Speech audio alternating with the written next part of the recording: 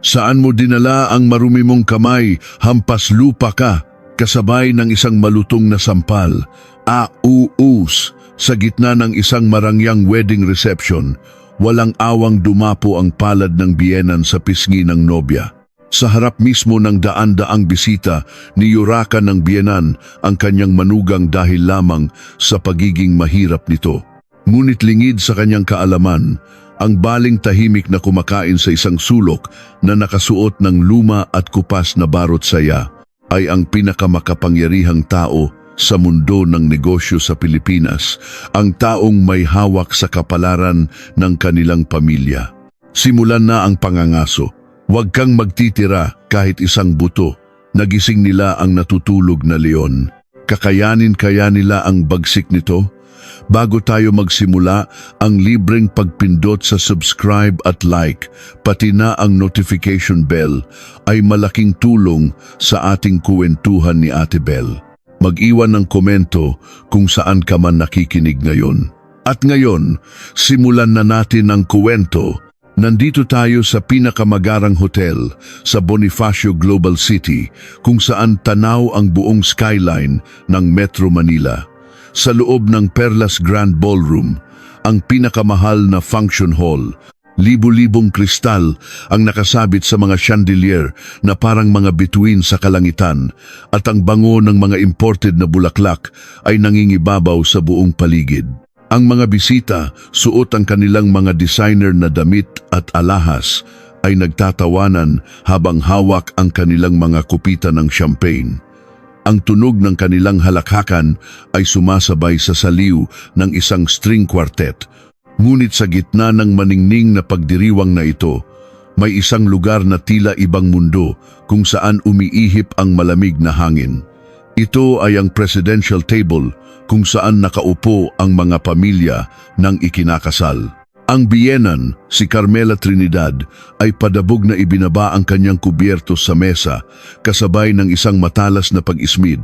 Ang kalansing ng metal ay bumasag sa katahimikan, at kumislap ang kanyang mga diamanteng kwintas at singsing.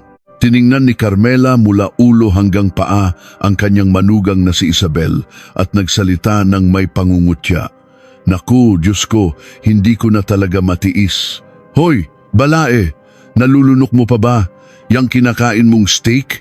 Ako, sa sobrang kulo ng dugo ko, kahit tubig hindi ko mainom, pero ikaw, ang lakas pa rin ng gana mo. Ang ina ni Isabel na si Elena Reyes na nakaupo sa tapat niya ay patuloy lang sa pagkain, hindi umiimik at nakatutok lang ang tingin sa kanyang plato. Lalong nainis si Carmela sa inaasal ni Elena, kaya't sinadya niyang lakasan ang kanyang boses para marinig ng lahat ng bisita. Alam mo, sa totoo lang, ayoko sanang manira ng araw na ito, pero hindi ko na talaga kaya. Sa panahon ngayon, may pamilya pa bang ganito kakuripot magbigay ng regalo sa kasal? Halos hindi ko na nga maipamigay ang mga imbitasyon sa mga amiga ko sa sobrang kahihiyan. Alam mo ba yon? Kumalat na sa buong alta sosyedad na magiging balain namin ang pamilya nyo, tapos ito lang ang isusukli nyo, mga walang modo, ang lakas ng loob na agawin ang anak ko. Walang tigil ang kanyang matatalas na salita. Si Isabel, ang nobya, ay parang isang kriminal na nakayuko. Mahigpit na hawak ang kanyang mga kamay sa ibabaw ng kanyang kandungan. Ang kanyang mga daliri na putlang-putla ay nanginginig. At ang kanyang asawa, si Marco, ano naman kaya ang ginagawa niya? Si Marco Trinidad, nakadekwatro habang suot ang kanyang tuxedo, ay abala sa pagtingin sa crypto chart sa kanyang smartphone at walang pakialam na siniko ang balikat ni Isabel. Ano ba, Bel? Bakit ganyan ang itsura mo? May mali ba sa sinabi ni Mami? Dapat nga maging mas masunurin ka para gumaan ang loob niya. Dahil sa'yo, nasisira ang buong okasyon. Ngumiti ka nga. Nakatingin si Congressman Diaz. Sa pinakamasayang araw dapat ng kanyang buhay, sa halip na pawiin ang luha ng kanyang asawa, panenermon pa ang inabot nito. Nooy tinawag ng biyenang lalaki, si Enrique Trinidad, ang isang hotel manager na napadaan. Mayabang niyang ikinumpas ang kanyang daliri.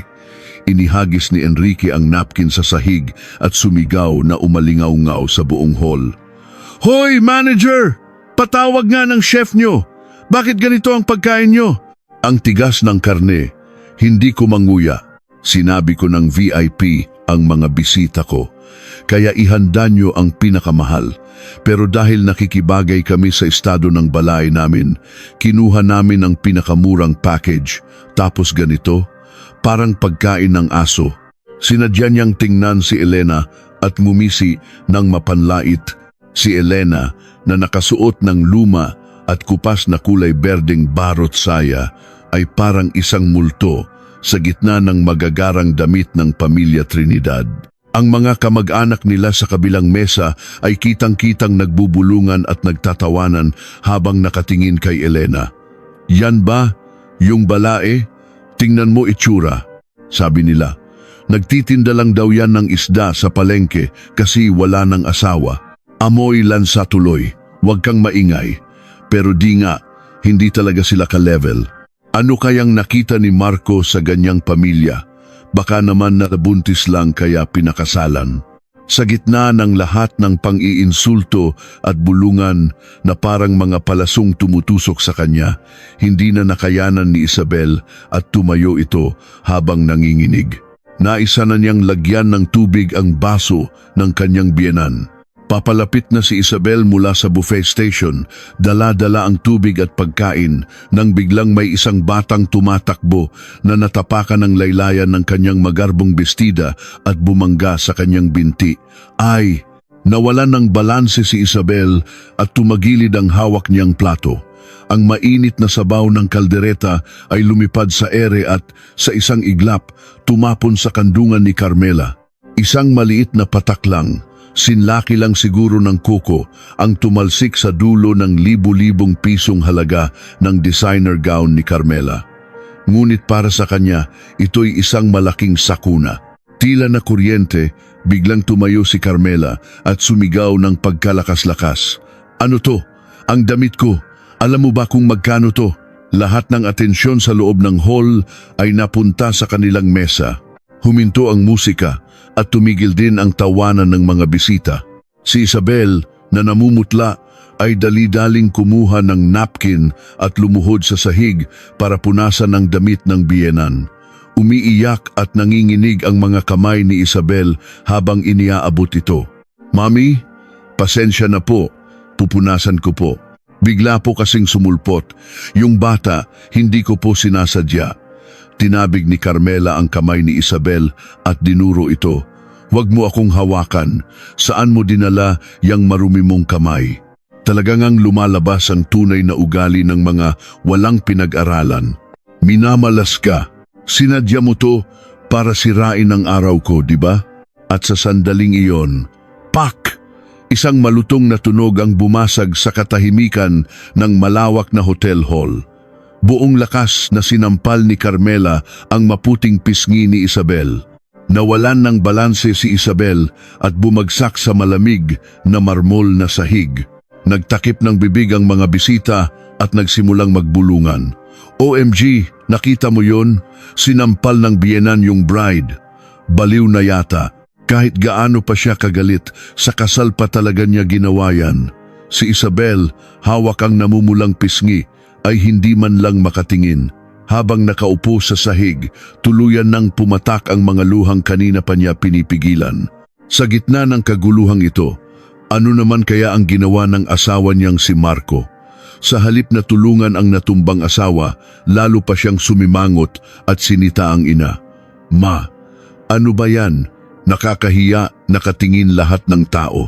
Bakit hindi ka na lang nagtimpi?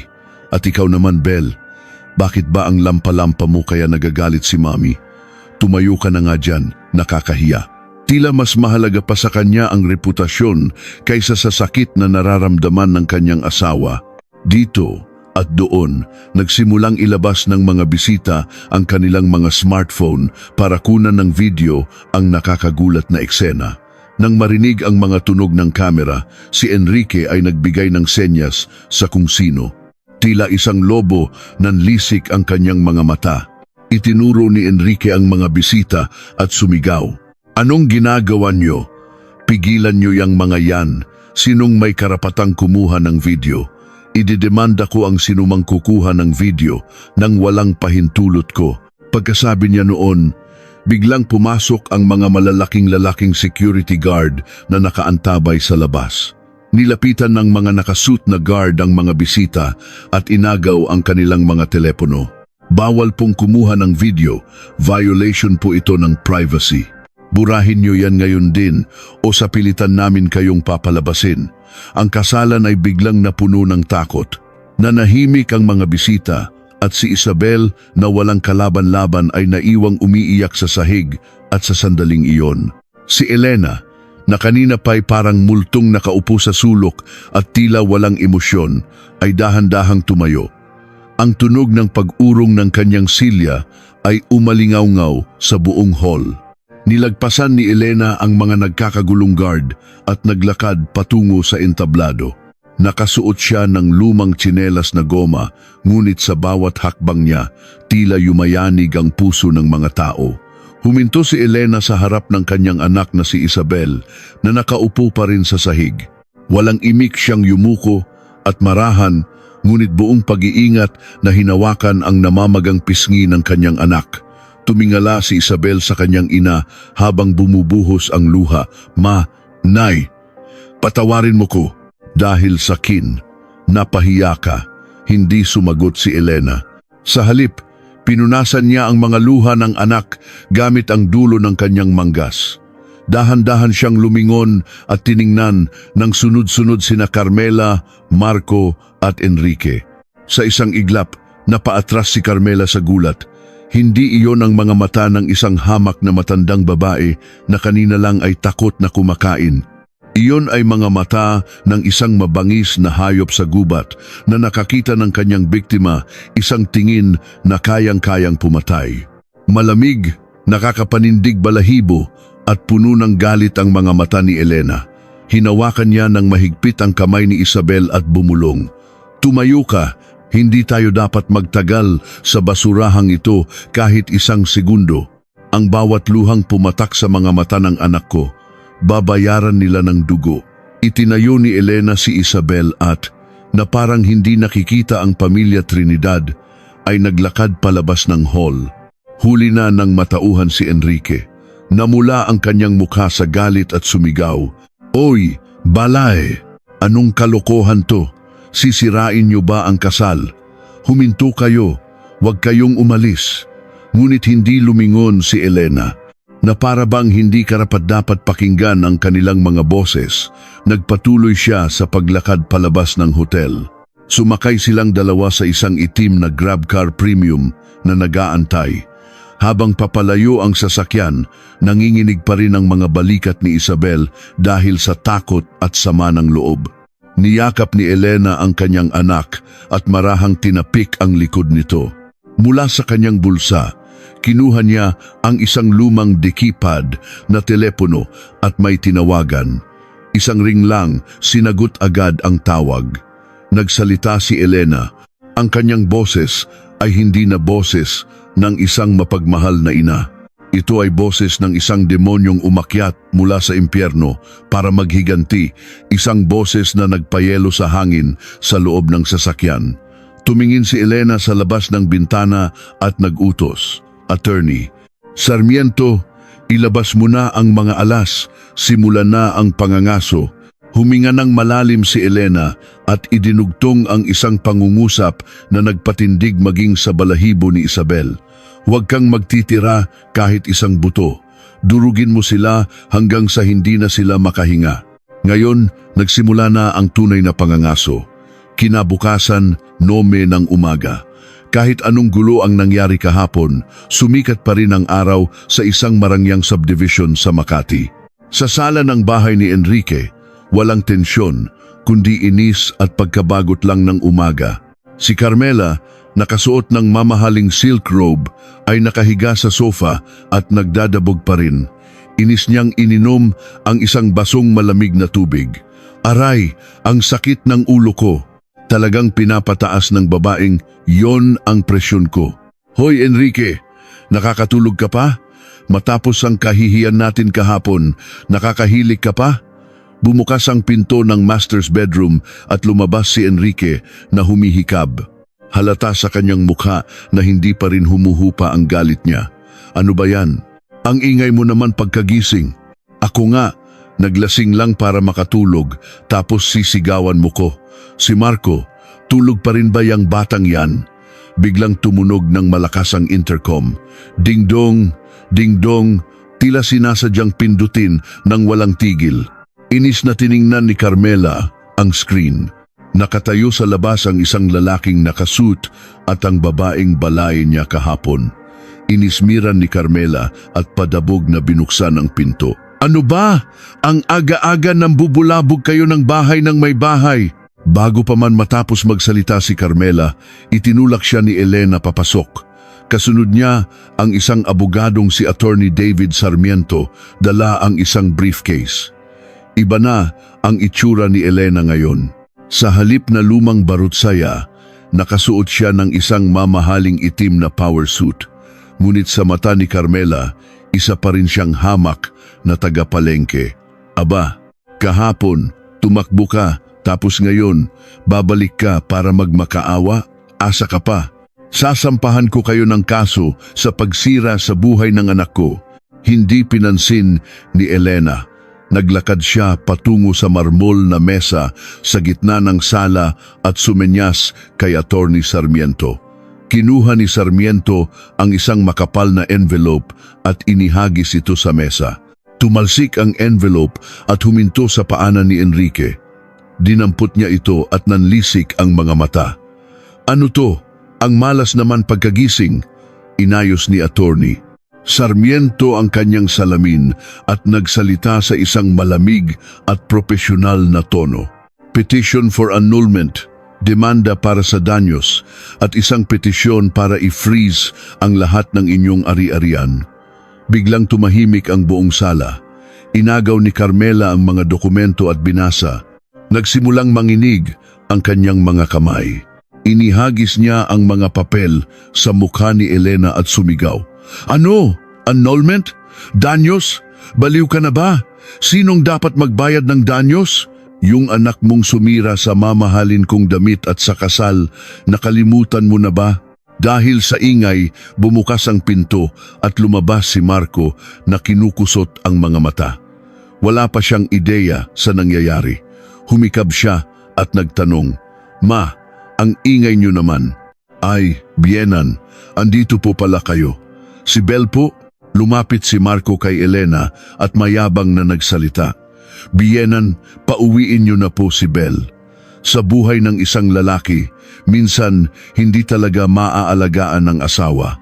Bakit kailangan niyang magtampo at umuwi sa inyo? Parang hindi naturuan ng tama. Tinitigan ni Elena nang malamig ang lalaking dati niyang manugang. Sa isip-isip niya, paano niya na ipagkatiwala ang kanyang anak sa isang tulad nito? Ngunit pinigil niya ang galit. Hinarang ni Attorney Sarmiento si Marco at ngumisi. Ginoong Trinidad, mukhang huli ka na sa balita. Hindi na babalik si Ginang Isabel sa bahay na ito. At tungkol sa pagtuturo, hindi yata tama na ang isang lalaking hinayaang saktan ang kanyang asawa ang magsabi niyan. Sumingit si Carmela. Hoy, abogado, huwag kang magsalita na parang ang galing-galing mo. Bago pa sila ikinasal, kasal na sila sa huwes. Alam mo ba yon? Sa batas, mag-asawa sila. Hindi basta-basta ang annulment. Kung aalis siya, siya ang may kasalanan. Ipinagmalaki ni Carmela ang marriage contract na parang isang sandata. Pero kalmado lang si Attorney Sarmiento. Yun po ba? Salamat nga po. Dahil kasal na sila, hindi lang simpleng paghihiwalay, kundi legal na annulment ang proseso. Kaya mas malaki ang danyos na hihingin namin. Physical abuse, verbal abuse, emotional distress, sandamakmak ang ebidensya namin. Namula ang mukha ni Carmela sa galit. Nooy nilibot ni Elena ang kanyang tingin sa sala at huminto sa isang display cabinet. Nakadisplay doon ang isang antigong tapayan na paborito ni Enrique. Tinitigan niya ito at napangisi. Ang ganda sa labas pero peke pala sa loob. Katulad ng mga nakatira dito. Nagalit si Enrique. Anong sabi mo? Alam mo ba kung magkano yan? Minamalit mo ba ang taste ko? Ang lakas ng loob mong pumasok dito at mambastos. Labas. Akmang susugurin ni Enrique si Elena pero tiningnan siya nito ng diretso sa mata. Ang talas ng tingin ni Elena ay nagpatigil kay Enrique. Taste? Ni hindi mo nga makilala ang tunay sa peke. Parehong-pareho lang yan sa pagtrato mo sa manugang mo na parang katulong. Ganyan kababaw ang level mo. Ikaw, hindi na makapagsalita si Enrique sa sobrang galit. Hindi na napigilan ni Carmela at akmang sasabunutan si Elena. Baliw ka na ba? Sino ka para pagsalitaan kami ng ganyan? Bago pa man dumapo ang kamay ni Carmela, hinarang siya ni Attorney Sarmiento. Kinuha niya ang kanyang tablet at binuksan. Itinapat niya ito sa mukha ni Carmela. Sige, ituloy niyo kung gusto niyong madagdagan ng kasong physical assault. Sapat na ang video na nakuha namin sa kasal kahapon. Ipinakita sa screen ang buong eksena sa kasal. Ang pagsampal ni Carmela kay Isabel, ang pag-uutos ni Enrique sa mga guard na takutin ang mga bisita. Huwag niyong kunin niyo lahat. Alam mo ba kung magkano tong damit ko? Nang marinig ang sarili nilang boses, namutla ang pamilya Trinidad. Papaano niyo nakuha yan? Pinatay ni Attorney Sarmiento ang screen at nagbanta. Grave physical injuries, grave threats, coercion, at illegal detention. Pwede na kayong makulong dyan. Walang areglo. Napaupo si Carmela sa sahig, nanginginig. Ngayon lang nila naintindihan na hindi lang ito simpleng away pamilya, kundi isang krimen. Pero si Enrique hindi pa rin sumusuko. Hoy abogado, akala mo matatakot mo ko? Ako si Enrique Trinidad. Alam mo ba kung sinong mga kakilala ko? Ilang piskal at general ang kaibigan ko. Tiningnan ni Elena si Enrique na parang isang batang nagmamaktol. Dahan-dahan siyang tumalikod at naglakad papunta sa pinto. 1 linggo. Ano? Lumingon si Elena at tiningnan sila ng may halong takot para lisanin ang bahay na to. Sapat na siguro ang 1 linggo para mag-empake kayo. Ano? Bahay ko to. Bakit ako aalis? Sigaw ni Enrique. Pero isinara na ni Elena ang pinto ng malakas. Naiwan sa sala ang nakakabinging katahimikan. Diyos ko, nababaliw na yata yung babaeng yon. Enrique, gawa ka ng paraan. Hindi naman totoo yon, di ba? Si Marco naman, takot na umupo sa isang sulok.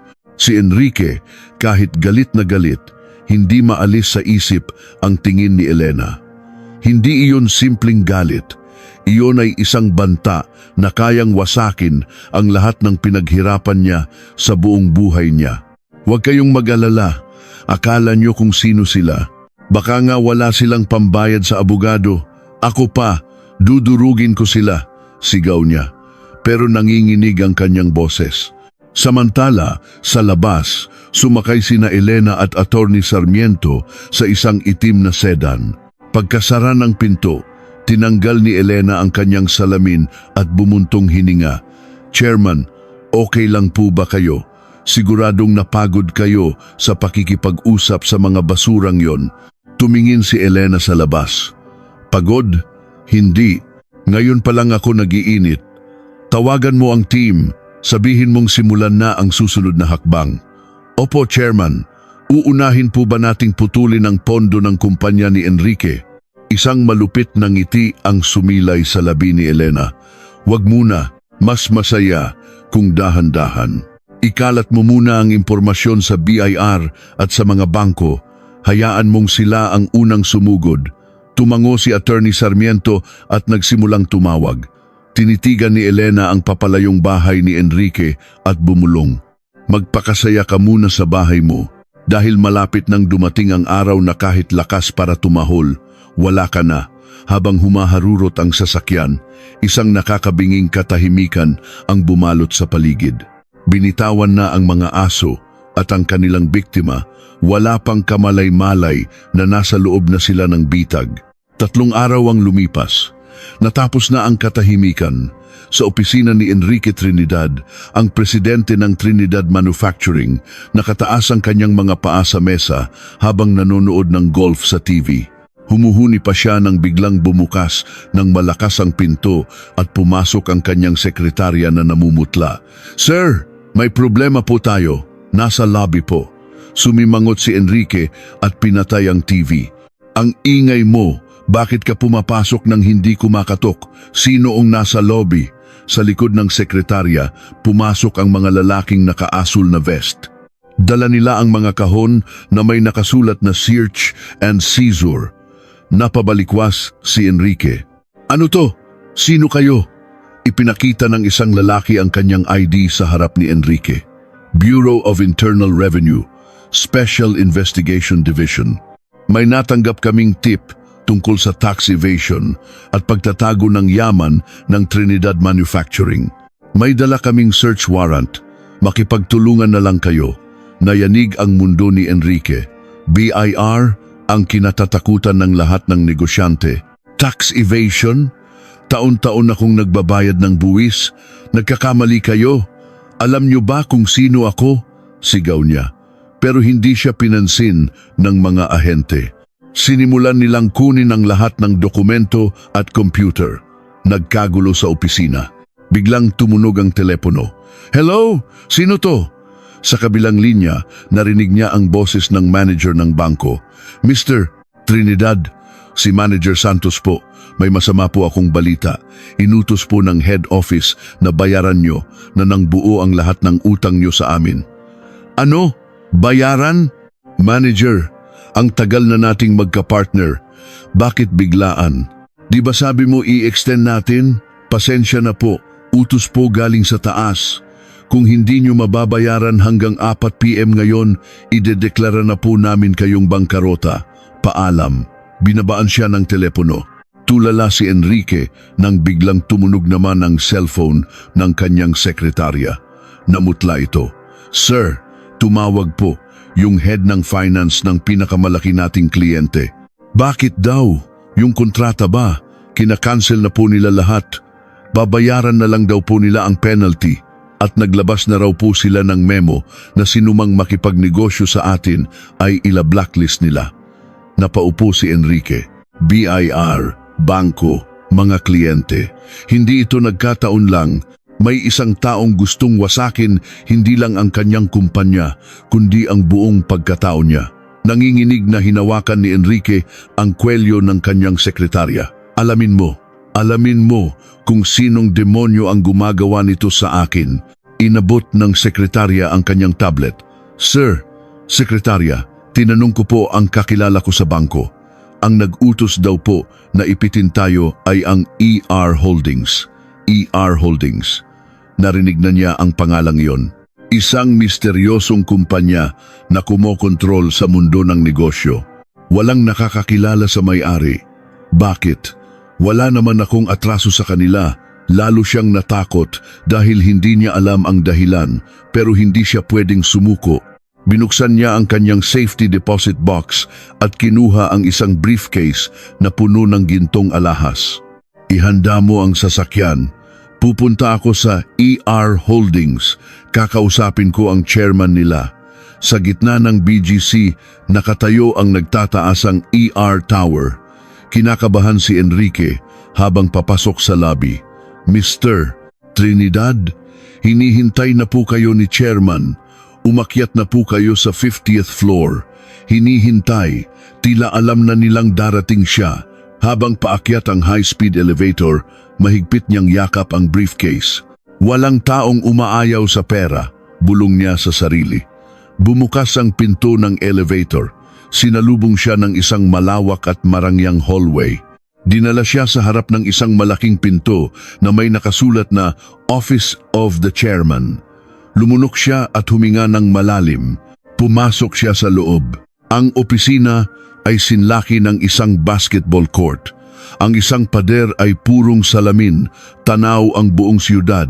Sa gitna, may isang malaking mesa.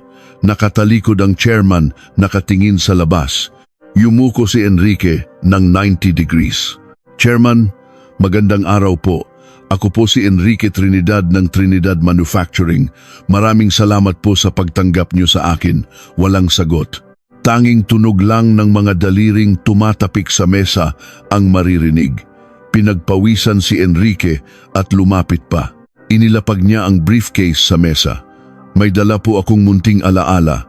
Sana po ay tanggapin niyo. Gusto ko lang pong linawin ang ilang bagay tungkol sa kumpanya ko.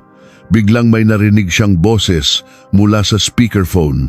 Chairman, naka-standby na po ang security. At dahan-dahan umikot ang silya. Huminto sa paghinga si Enrique. Nang tuluyang humarap ang silya, lumuwa ang kanyang mga mata sa gulat. Babalay. Nakaupo doon si Elena Reyes, hindi sa luma niyang barot saya, kundi sa isang mamahaling Italian suit. Sa likod ng kanyang salamin, nanlilisik ang kanyang mga mata. Hawak niya ang briefcase na inabot ni Enrique. Binuksan niya ito, tiningnan ang mga alahas at ngumisi. Alaala, hindi ba't suhol ang tawag dito? Inihagis niya ang briefcase sa sahig. Kumalat ang mga alahas. Nanlambot ang mga tuhod ni Enrique. Hindi, balae. Bakit kayo nandito? Sekretarya po ba kayo ng chairman? Hindi pa rin niya matanggap ang sitwasyon. Tinanggal ni Elena ang kanyang salamin at tumayo. Sa likod niya, ang buong syudad ay tila isang korona. Naglakad siya palapit kay Enrique. Sekretarya? Sa sarili kong kumpanya? Talagang wala kang taste. Kukumpanya nyo? Ang ER Holdings ay sa inyo, balae. Napaluhod si Enrique. Naalala niya lahat ng pang-iinsulto niya kay Elena at sa pamilya nito. At ngayon, nalaman niyang ang babaeng ito ang may hawak sa kanyang kapalaran. Gumapang siya at akmang hahawakan ang pantalon ni Elena. Madam Chairman, patawarin niyo po ako. Hindi ko po alam. Isa pa pong pagkakataon, iniiwas ni Elena ang kanyang paa. Balae? Sinong balay mo?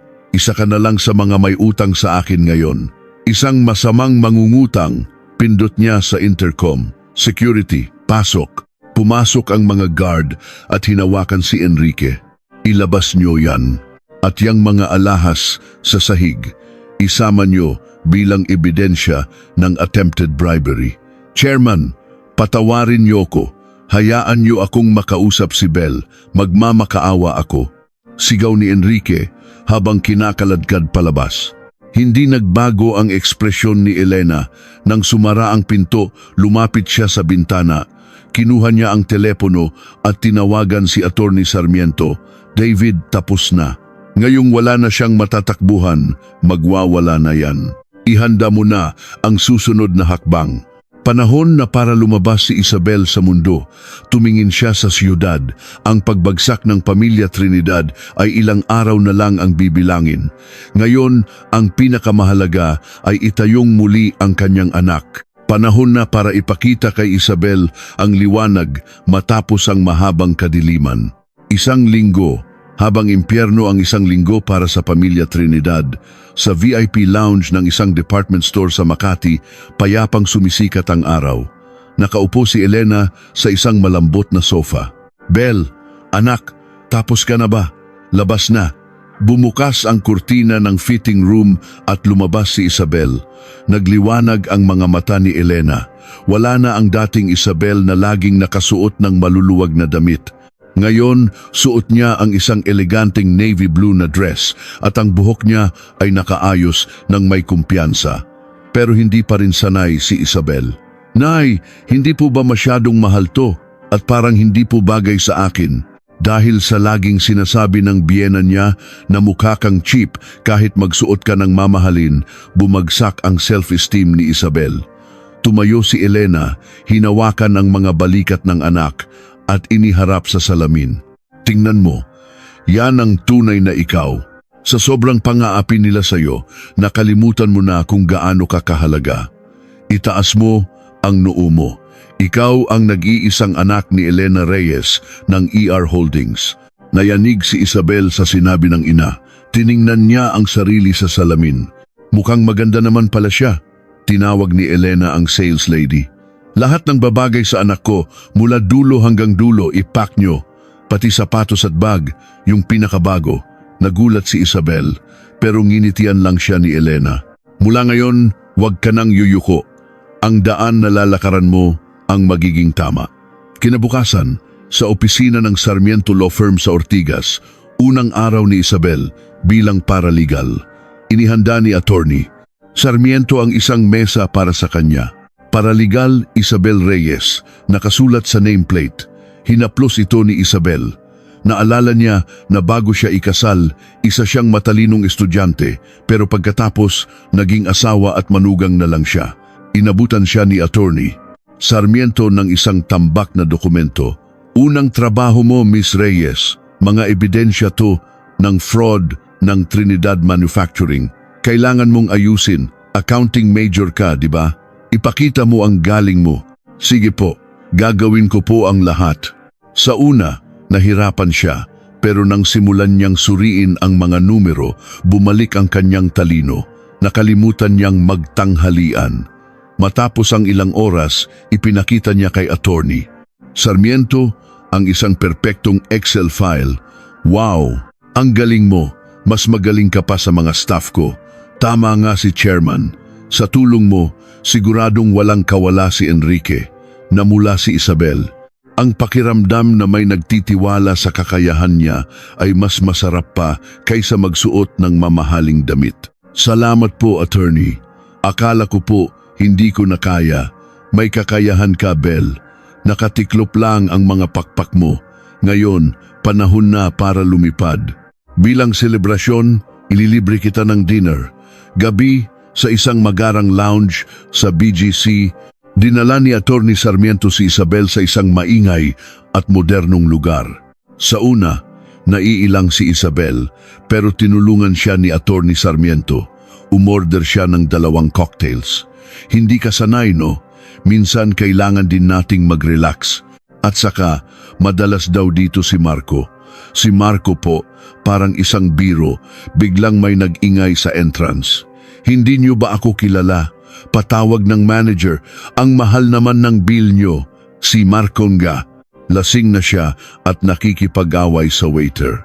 Kahit na malapit nang bumagsak ang pamilya niya, nagagawa pa rin niyang maglasing. Sa halip na awa, pandidiri ang naramdaman ni Isabel. Paano niya minahal ang isang tulad nito? Papunta sa banyo, nakita ni Marco si Isabel. Tiningnan niya ito mula ulo hanggang paa. Magandang damit, naka-makeup at may kasamang gwapong lalaki.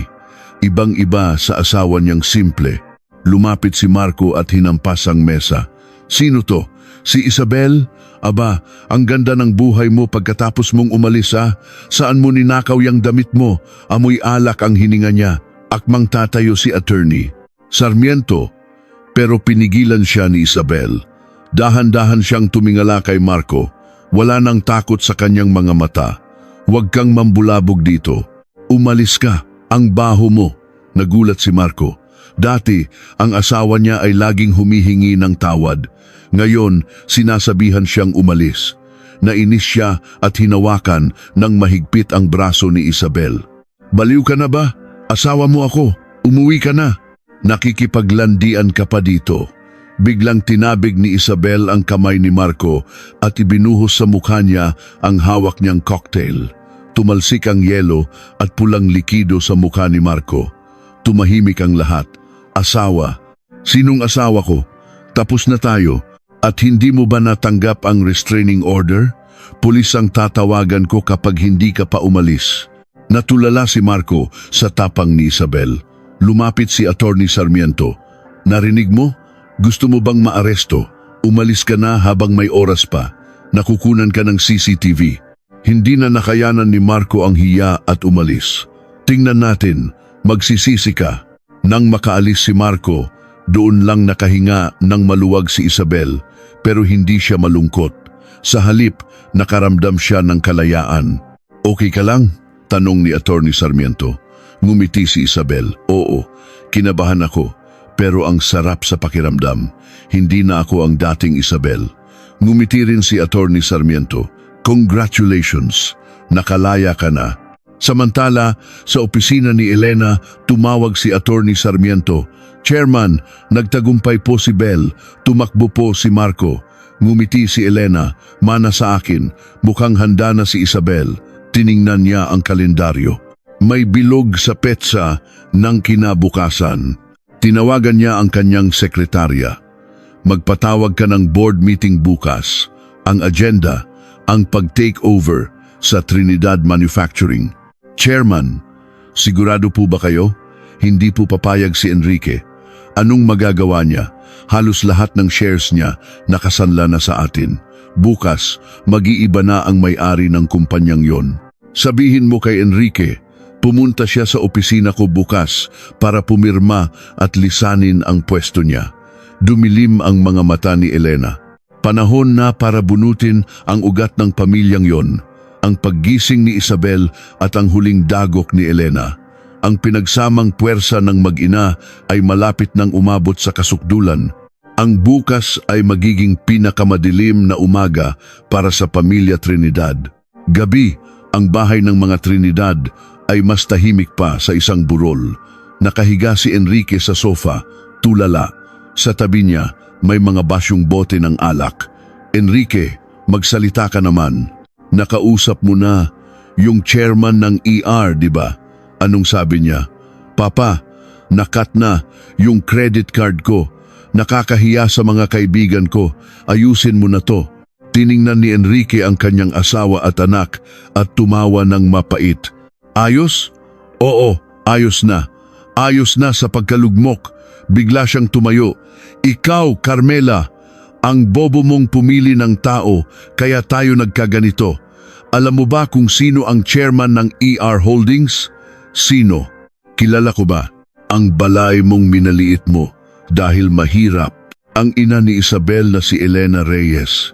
Siya ang may-ari ng kumpanya ko na tulala sina Carmela at Marco. Hindi totoo yan. Yung babaeng amoy isda, yung nakasuot ng kupas na damit. Baliw ka na ba? Nakita ko siya gamit ang dalawang mata ko. Inihagis niya ang suhol ko na parang basura. Patay na tayo. Bukas, mawawala na ang kumpanya at pati ang bahay na to. Titira na tayo sa lansangan. Ngayon lang naintindihan ni Carmela ang lahat. Namutla siya at napaupo. Paano na? Ang mga alahas ko, ang mga bag ko, pwede nating ibenta yon. Tumakbo siya sa kanyang walk-in closet at inilabas ang kanyang mga Chanel at Hermes. Ibenta natin to. Malaki ang makukuha natin dito. Pero hinawakan siya ni Enrique. Wala nang silbi yan. Malapit nang lagyan ng sticker ng korte yan. Kapag kinuha mo yan, kaso ang aabutin mo. Niyakap ni Carmela ang kanyang mga bag at humagulgol. Hindi, sa akin to. Pinaghirapan ko to. Yung Isabel na yon, niloko niya tayo. Hindi ako papayag. Tumahimik ka. Kung hindi dahil sa bunganga mo, hindi tayo aabot sa ganito. Bukas, pumunta ka doon at lumuhod ka hanggang sa magasgas ang tuhod mo. Kinabukasan, sa harap ng bahay ni Elena, isang kakaibang tanawin ang bumungad. Nakaluhod sina Enrique, Carmela at Marco. Pinagtitinginan sila ng mga kapitbahay. Walang makeup si Carmela, magulo ang buhok at umiiyak. Balae, patawarin niyo po ako, buksan niyo po ang pinto. Si Enrique naman, inuuntog ang ulo sa gate. Chairman, kausapin niyo po kami. Gagawin ko po lahat, wag lang ang kumpanya ko. Si Marco, nakayuko lang. Ilang oras na silang nandoon pero hindi bumubukas ang gate. Biglang may narinig silang boses mula sa intercom. Sino yan? Balae, ako po to. Si Carmela, nagkamali po ako. Parang anak ko na rin po si Isabel. Narinig nila ang tawa ni Elena. Anak, wala namang ina ang gumaganon sa anak. At sinong balae mo? Hindi na tayo magkaano-ano. Chairman, maawa po kayo. Bata pa sina Marco at Isabel. Pwede pa silang magkaayos. Away, matapos niyong paiyakin ng dugo ang anak ko. Huwag kayong mangarap. Ang luha niyo, wala pa sa kalahati ng luha niya. Umalis na kayo bago pa ako tumawag ng pulis. Nasusuka ang anak ko sa pagmumukha niyo. Pinatay ang intercom. Buksan niyo to. Isabel, alam kong nandyan ka. Paano mo nagagawa sa amin to? Samantala, sa ikalawang palapag, pinapanood ni Isabel ang lahat. Dati, siguro maaawa pa siya. Pero ngayon, nakikita niya sila bilang mga ganid na halimaw. Lumapit si Elena at niyakap siya. Nanghihina ka ba? Umiling si Isabel. Hindi, naaawa lang ako. Dahil lang sa pera, ganyan sila kababa. At saka, ang sarap sa pakiramdam. Isinara niya ang kurtina. Nay, gutom na ako. Kain tayo.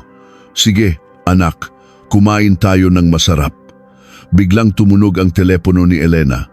Hello, Attorney Sarmiento. Ituloy mo na. Opo, Chairman. Ipa-file na po namin ang final bankruptcy at asset seizure. Pati ang foreclosure ng bahay nila.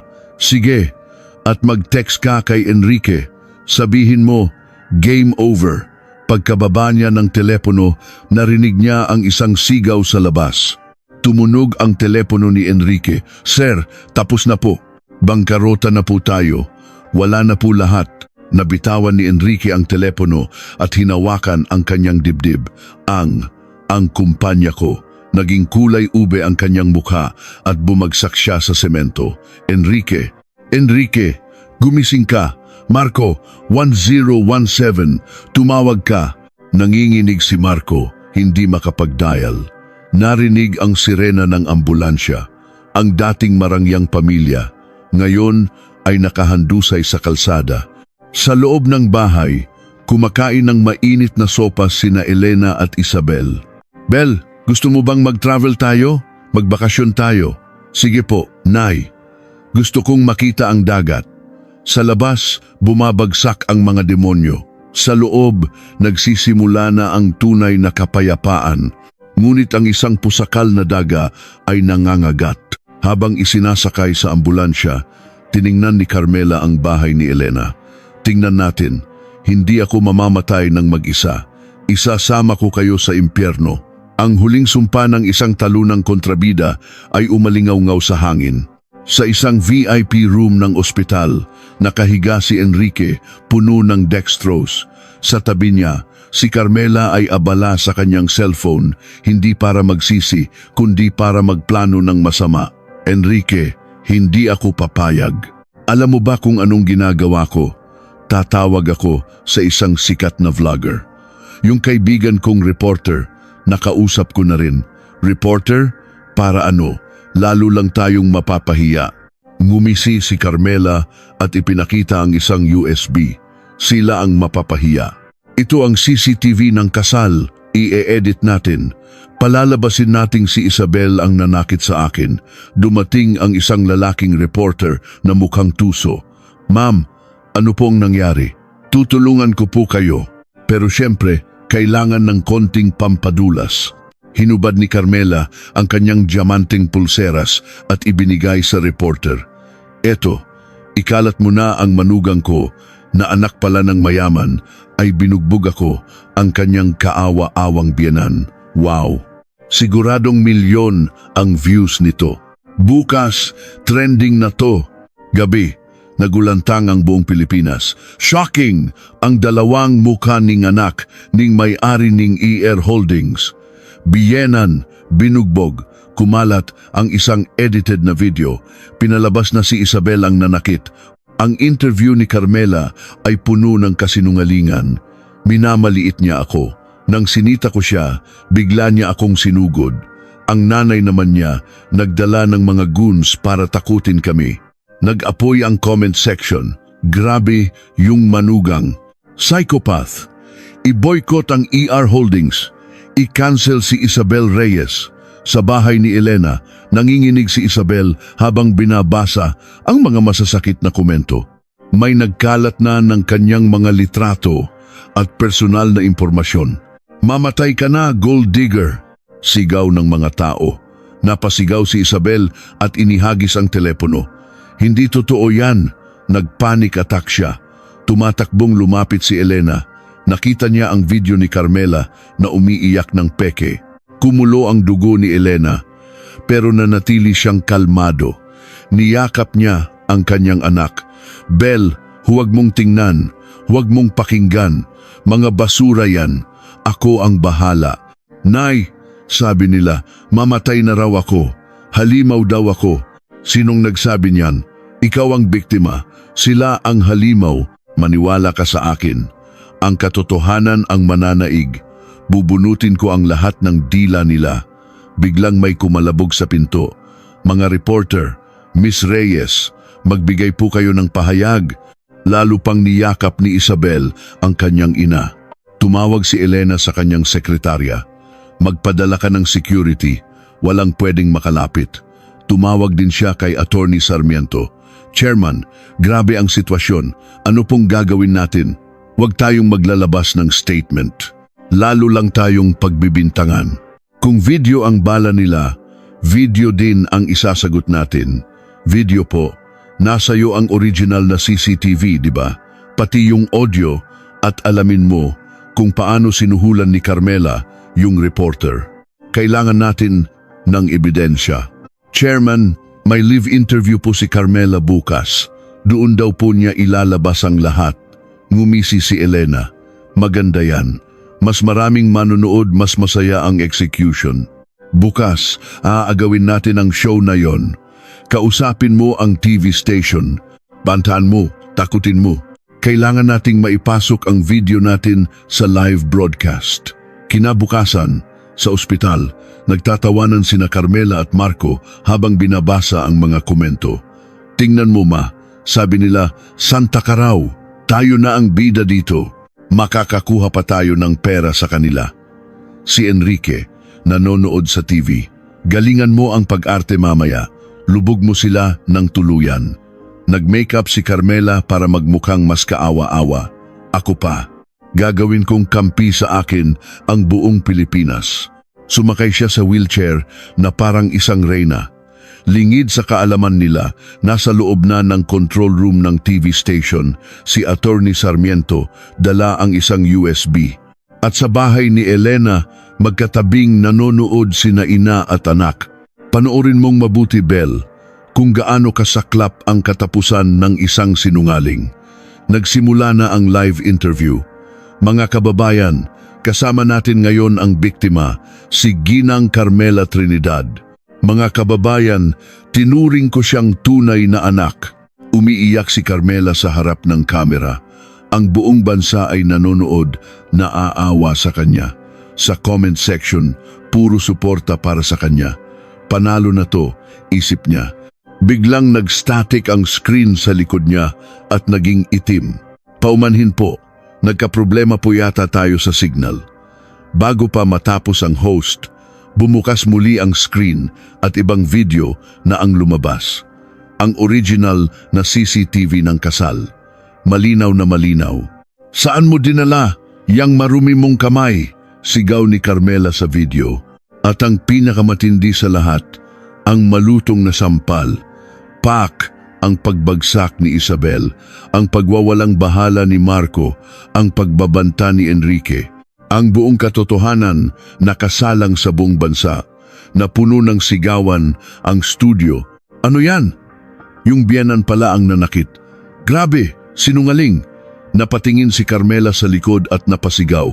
Patayin niyo yan, sabotahe to. Tumayo siya mula sa wheelchair at akmang tatakpan ng screen. Ang taong hindi raw makalakad, biglang nakakatakbo. Biglang umalingaw-ngaw sa buong studio ang isang audio recording. Ang usapan ni Carmela at ng reporter. Reporter, eto na. Palabasin mong si Isabel ang masama. Galingan mo ang edit ha? Para tuluyan na siyang masira. Ang boses ni Carmela puno ng kasamaan. Natumba si Marco sa takot. Ang reporter, akmang tatakas pero nahuli ng mga tao. Ang host, nagsalita ng may galit. Ginang Trinidad, ano po ang masasabi niyo dito? Tinutukan siya ng lahat ng kamera. Hindi totoo yan. Binayaran nila ang station. Biktima ako. Biglang may dumating na isang itim na sasakyan. Bumaba si Elena at si Attorney Sarmiento kasama ang maraming security. Lumapit si Elena kay Carmela. Tinanggal niya ang kanyang salamin. Tapos na ang palabas, Carmela. Nasiyahan ka ba? Ikaw ang may gawa nito. Lumapit si Attorney Sarmiento sa mga reporter. Hawak namin ang lahat ng ebidensya ng fraud ni Enrique Trinidad, pati na ang testimonya ng mga dati nilang katulong na sinasaktan ni Carmela. Lahat ng ito, isusumite namin sa piskalya, walang areglo. Bumulong si Elena kay Carmela. Sinabi ko sa'yo, di ba? Huwag kang magtitira kahit isang buto. Ngayon, ikaw naman ang titikim ng impyerno. Biglang dumating ang mga pulis. Carmela Trinidad, Marco Trinidad, arestado kayo sa kasong cyber libel, perjury at physical injuries. Isinuot ang posas sa kanila. Bitawan niyo ako. Enrique, tulungan mo ako. Pero si Enrique, inaaresto na rin. Enrique Trinidad, arestado ka sa kasong large-scale estafa at plunder. Napayuko na lang siya. Habang inilalabas sila, sinigawan sila ng mga tao. Mga sinungaling, mabulok kayo sa kulungan. May nagbato ng bote ng tubig at tumama kay Carmela. Huwag niyo akong kunan. Babalikan ko kayo, sigaw niya. Pero walang nakarinig. Nakita ni Marco si Elena.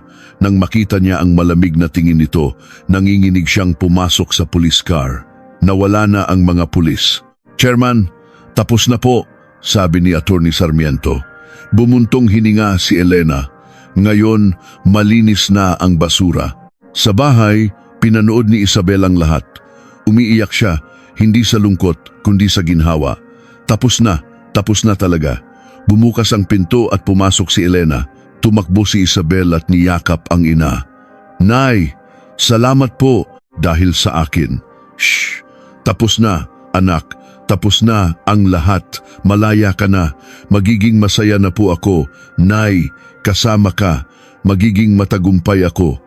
Ngumiti si Elena. Oo naman. Ikaw ang pinakamahalaga sa akin. Pumasok ang liwanag ng araw sa bintana, tila isang bagong simula para sa kanila. Ngunit hindi pa dito nagtatapos ang kwento. Ang muling pagbangon ni Isabel at ang namumuong pagtitinginan nila ni Attorney Sarmiento, ang tunay na happy ending ay nagsisimula pa lang. 6 na buwan ang lumipas. Sa isang palengke sa Divisoria, amoy isda at pawis, may isang pamilyar na mukha, si Carmela. Pero wala na ang dating sosyal na ginang. Nakasuot siya ng lumang duster at apron, naglilinis ng isda. Ang kanyang mga kamay, puno ng sugat. May tumawag sa kanya, Ale, magkano yang galunggong? Sariwa pa ba? Ay ma'am, kakadaong lang po. 3, 100 na lang po. Ang mahal, 80 na lang. Sige na po ma'am. Inabot niya ang isda. Inihagis lang ng babae ang bayad. Pinulot ni Carmela ang pera at napabuntong hininga. Buhay nga naman. Biglang napanood niya sa TV ng isang tindahan ng balita. Belly Reyes Foundation para sa MGA Single Mothers inilunsad. Nakita niya si Isabel, maganda at matagumpay, kasama ang kanyang ina. Nabitawan niya ang hawak na kutsilyo. Bel, ang dating manugang na minaliit niya, ngayon ay isang tinitingalang tao. Siya naman, nagtitinda ng isda sa palengke. Tumulo ang luha ng pagsisisi at inggit. Sa isang construction site, si Marco naman, pagod na nagbubuhat ng semento.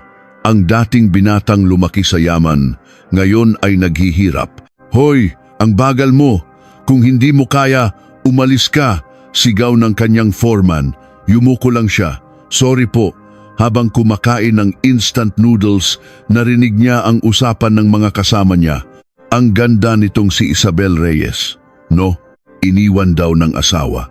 Tanga ng lalaki. Diba, nabilaukan si Marco. Nakita niya ang ngiti ni Isabel sa cellphone. Sobrang sakit, sobrang pagsisisi.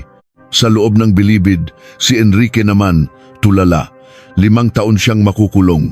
Walang pamilyang dumadalaw. Ang dati niyang karangyaan, panaginip na lang. Samantala, sa isang grand ballroom, nagaganap ang launch ng Bel Reyes Foundation. Umakyat sa entablado si Isabel. Hindi na siya asawa o manugang ng kahit sino. Isa na siyang leader. Magandang gabi po. Ako po si Isabel Reyes. Natutunan ko na kahit mag-isa kang bumagsak, kaya mong bumangon kung may isang taong aalalay sa'yo. Tumingin siya sa kanyang ina.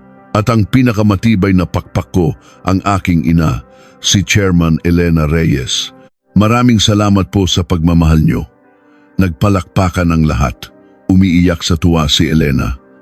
Pagkatapos ng event, lumapit si Attorney Sarmiento kay Isabel, may dalang bulaklak. Ang galing mo kanina, Miss Reyes. Humanga ako.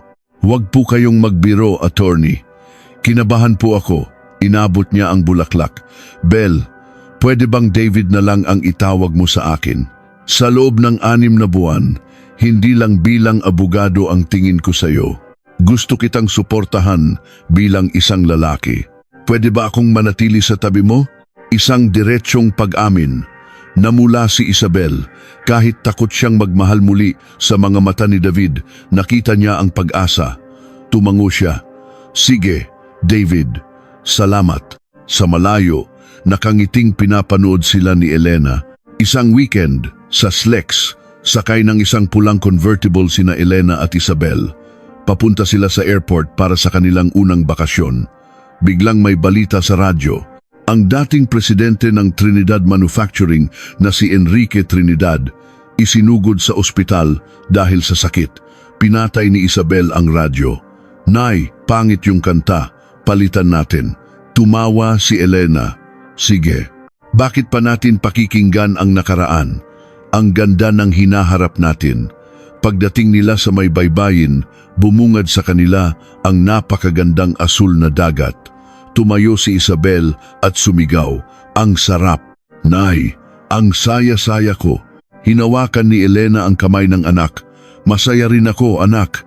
Mula ngayon, puro kaligayahan na lang. Humarurot ang sasakyan patungo sa abot tanaw. Matapos ang impyerno, natagpuan na nila ang tunay na kalayaan.